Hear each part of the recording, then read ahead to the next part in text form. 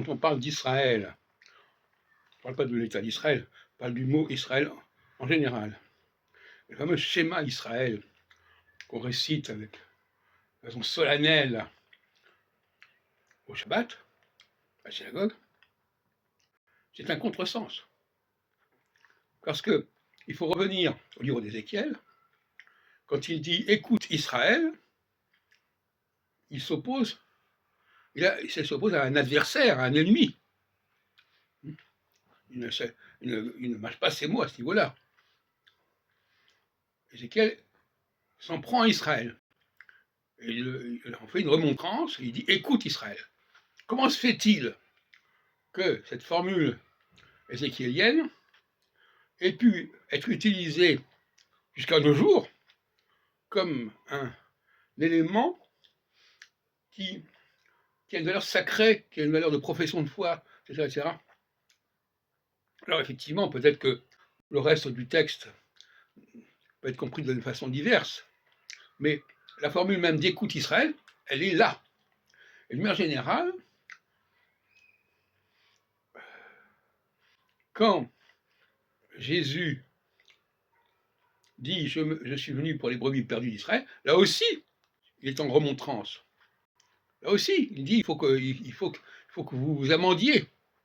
Hein, c'est dans ce sens-là qu'il l'a fait. Alors, est-ce qu'ils se sont amendés ou pas, c'est un problème. Mais de la même façon que Moïse, lorsqu'il est appelé par Yahvé, Exode 3, à guider cette population qui est celle de son beau-père, Jéthro, qui n'est pas la sienne, eh bien, il y a les 10 commandements, etc. Là aussi, il s'agit d'une mise en garde, quelque part. Donc, ce schéma Israël, il faut le supprimer. La formule elle-même est faussée, de toute évidence. Alors, de toute manière,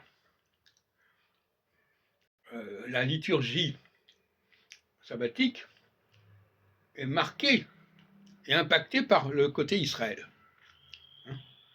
J'en ai parlé, j'en ai fait des textes à ce sujet. Il est évident que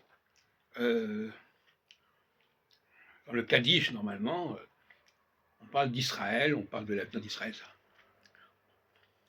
Il ne faut pas oublier, n'est-ce pas, qu'il y a eu un schisme à la mort de Salomon, dont témoigne visiblement Ézéchiel, pour moi, est une matrice fondamentale.